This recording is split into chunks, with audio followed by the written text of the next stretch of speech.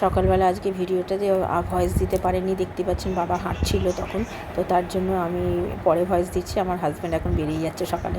এই যে মা পুজো করতে বসে গেছে, পুজো জাস্ট এই বসেছে একটু আগে, আর এখন বাজে 9:45।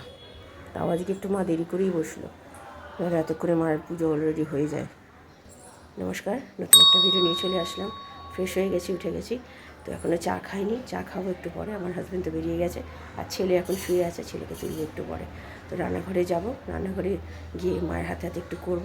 তো চলুন, এই আজকে হ্যাপি সানডে। আজকে তো আর চাদর চেঞ্জ করতে পারলাম না বাড়িতে, তো কালকে গিয়ে সব করা হবে। তো আজকে এখানে সানডেটা একটু অন্যরকম। আপনাদের সানডে যেন ভালো যায়, আর আমার সানডে দেখা যাক কেরম কোন দিকে যায়।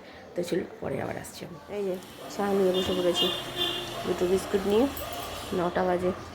তো চলুন চাটা খাই, খেয়ে নিয়ে তারপরে যাবো রান্নাঘরে। রান্নাঘরে অর্ধেক কাজ হয়ে গেছে, সেজন্য পরে আসছি। বাবা উঠে পড়, চলো বাবা উঠে পড়ো, 9টা বেজে গেছে। নিয়ে তারপরে জল খাবার খাবে, তারপরে আবার যে তাড়াতাড়ি করে খেতে হবে, বিকেলবেলা বেরোবে তো, ঘুরু ঘুরু করতে যাবে তো। চলো উঠে পড়ো। অব্র মুখে চাপা দিয়ে শুয়েছে। হ্যাঁ, চাপা দিয়ে ঘেমে যাবি না? কিরে ওঠ, পাপা ফোন করেছে, মাসি চলে এসছে আমাদের বাড়ির কাজের। সবার কাজ হয়ে গেল অর্ধেক, আর উঠে না। উঠে পড়ো বাবা, উঠে পড়ো। কী গো, ওঠো ওঠো ওঠো, ওঠো বাবা ওঠো, চলো ওঠো, উঠে পড়ো, উঠে পড়ো বাবা, উঠে পড়ো, তাড়াতাড়ি করে উঠে পড়ো। টিফিনটা দিয়ে নিলে না না, হয়ে যাচ্ছে, খাক, তারপরে রান্না করবো। মাছটা তো তোকে নুন হলে ঢুকুক। দাঁড়া, কমা কমা পুড়ে গেলে না ভাল লাগবে না। দেখ ওটা হচ্ছে হোক, আস্তে আস্তে করে। আগে আমি ওটাই করতাম, কিন্তু পরে দেখলাম জল না। এদিকে ভাত বসে গেছে, মায়ের রান্না শুরু হয়ে গেছে, তাই তো মা? এইটা চা মারানো আমার ছেলে। ছুরি কোথায়? এটা আমার ছেলের, হ্যাঁ এটা চা। মাকে দেখি কী রান্না হচ্ছে বলো। আজকে ওই মাছ কষা, উচ্ছে বেগুন ভাজা, রাঙা আলু ভাজা। আমার রাঙা আলু ভাজা প্রিয়। এই যে মাছ ভাজা, মাছ ভাজা চলছে। আজকে কষা খাবে সবাই, আজকে আর পাতলা ঝোল কারো ভালো লাগছে না, তাই জন্য এইসব হচ্ছে। এদিকে ভাত হয়ে গেছে, আর এদিকে চাটনি আছে। মা চাটনিটা যে খেতে হবে কিন্তু, হ্যাঁ হ্যাঁ খেয়ে ওটা কিন্তু ওর পাতে তো খাওয়া যাবে না। হ্যাঁ খেয়ে নেবো, মা বাবা বলছে। ও আমাদের তো তুলে দেওয়া হয়েছে, ঠাকুরের তো মেশানো হয়নি তো। আমি পেঁয়াজ ভাজা অলরেডি হয়ে গেছে। এই যে টমেটো দেবে, ছোটো আদা দারচিনি দিয়ে দিয়েছে, মাছ পরে দেবে। এই যে আদা রসুন দিচ্ছে, এটা আদা,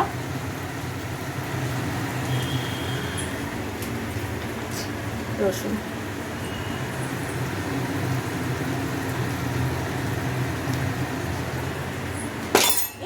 আস্তে বললো নাকি?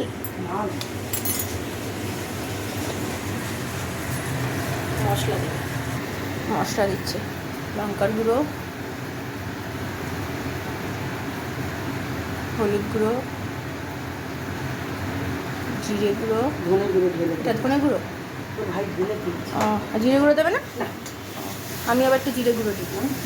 এখানে একটু মিষ্টি দেওয়া আছে, আগে নুনও দেওয়া হয়ে গেছে। একটু মিষ্টি দে। হ্যাঁ, এই যে সব দিয়ে দিলে মাছ কষিয়ে, দুটো কাঁচা লঙ্কা দেওয়া হবে। এই যে একদম কষা রেডি। এই যে রাঙা আলু ভাজা হচ্ছে, কালো জিরে ফোড়ন দিয়ে, লাস্টে একটু মিষ্টি দিয়ে এটা নামানো হবে। এই যে রাঙা আলু ভাজা হয়ে গেছে, আর মা এই বেগুন আলু তাহলে হয়ে যাবে রান্না, তাই তো মা? এখন বাজে 12টা 5। Good afternoon. খাওয়া দাওয়া তো এখন দেরি আছে, খেতে একটু দেরি করে খাবো, 1টা নাগাদ। তো যেহেতু বিকেলবেলা বেরোবো আমরা সবাই মিলে ঘুরতে, তো আমার হাজব্যান্ড এখনও আসেনি, আমার হাজব্যান্ড চলে আসবে। তো এসে খাওয়া দাওয়া করে ও আবার ফ্ল্যাটে যাবে, তারপরে ওকে গিয়ে তুলে নিয়ে তারপর আমরা যাবো। আমার বাবা বলছে যাবে না, কারণ কি গাড়িতে একটু অসুবিধা হয় সবাই মিলে গেলে। তো বাবা বলছে তোরা তো যেতে পারিস না, তোরা যা, আমি বাড়িতে থাকি। তো এই হচ্ছে ব্যাপার। তো দেখা যাক কি ফাইনালি কে কী যায় না যায়। তো আপাতত এই হচ্ছে ব্যাপারের। বাইরে গিয়ে আজকে কী খাওয়া হবে না হবে সেটা তো আমি আগেও বলেছি, বিরিয়ানি। তো ফাইনালি কী হবে এখনও ঠিক জানি না, সবাই বলছে এখন বিরিয়ানি, তারপরে দেখা যাক কী হয়। আমাদের তো চাউমিনই পরে ফাইনালি হয় সব সময়, তো দেখা যাক পরে কী হয়। তো ঠিক আছে চলুন, ছেলেকেও স্নান করিয়ে দিয়েছি, আমি স্নান করে নিয়েছি, আমি এইমাত্র স্নান টান করে এসে বসলাম। তো আমি আবার পরে আসছি। এই যে আজকে দুপুরের খাবার আর এই যে মাছ কষাটা হেবি সুন্দর হয়েছে। আমি দেবো, সামনে রাখলাম তাতে দেবো, তার জন্য। তো চলুন খাওয়া দাওয়া সেরে নিই। যাচ্ছে খেয়ে দে, একটু পরে বেরোবো, 2:30 বাজে। তো আমি বেরোনোর সময় ফোন করবো, বুঝতে পারলে? ও মা, ওখানে গিয়ে ফোন করে কী হবে? তুমি তো তৈরি হয়ে থাকবে, তৈরি হয়ে থাকবে, আমি তুলে নেবো, দেখে যেও, তৈরি হয়ে থাকবে কিন্তু। হ্যাঁ, আমি ফোন করে দেবো। Good evening. আমার হাজব্যান্ড বেরিয়ে গেল, দেখতেই পেলেন। তো একটু পরে বেরোবো, এখন আর টাইম আছে। আমার হাজব্যান্ড গিয়ে একটুখানি রেস্ট নিয়ে, ওর তো জামা প্যান্ট তো কিছু নিয়ে আসেনি।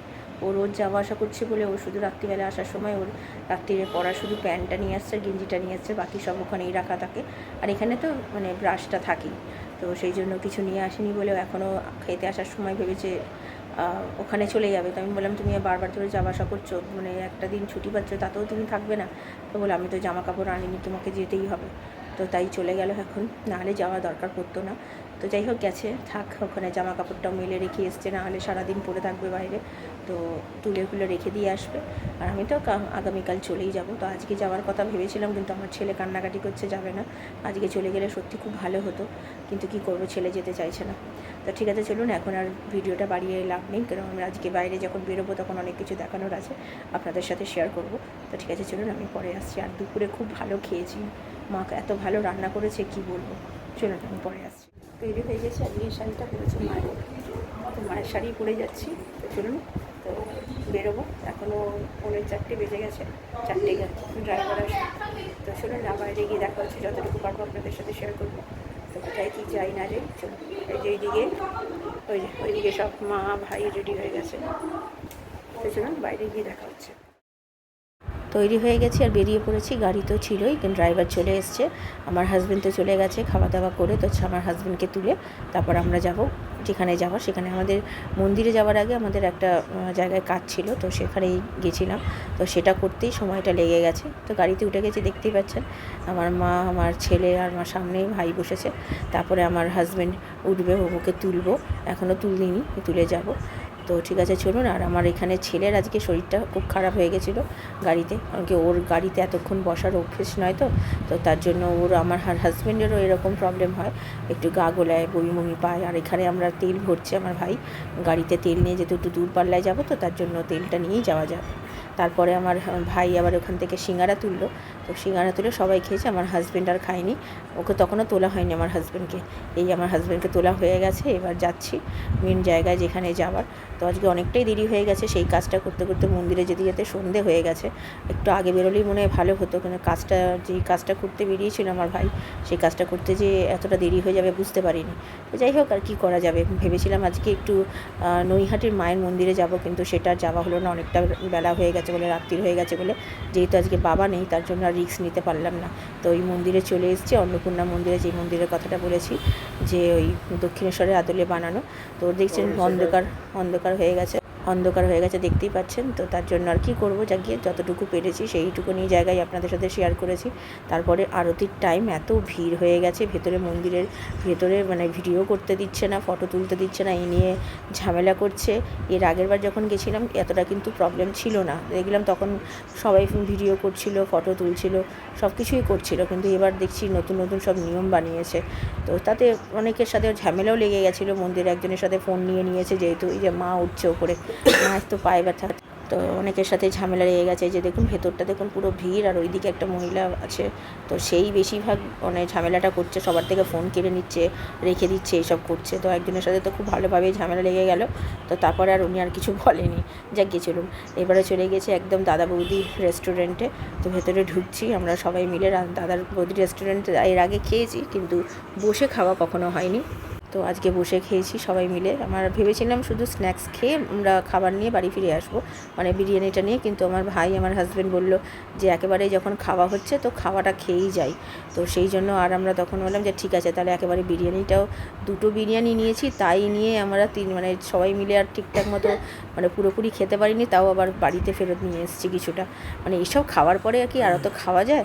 তো যাই হোক সবাই খুব ভালো খেয়েছি। আর বাবার জন্য পার্সেল নিয়ে এসেছিলাম বাড়িতে, তো আমার বাবার জন্য ফিশ ফ্রাই আর বিরিয়ানি নিয়ে এসেছিলাম। তা আমার বাবা ফিশ ফ্রাই 2টো ছিল, আমি ভেবেছি বাবা 2টোই খেয়ে নিয়েছে, যখন পরে শুনলাম যে না একটা খেয়েছে, একটা রেখে দিয়েছে। তো সেটা আমার হাজব্যান্ডকে বলেছে নিয়ে যাবে, আমার হাজব্যান্ডের এতটা প্রিয়, তো কালকে নিয়ে যাবে, ওকে দিয়ে দেবো। এই যে বিরিয়ানি এটা 2টো নিয়েছি, দেখুন পুরো ভর্তি, তাও পুরো খেতে পারিনি, বেশ ভালো করেছে, খুব ভালো খেয়েছি আর খুব মজা করেছি আজকে আমরা সবাই।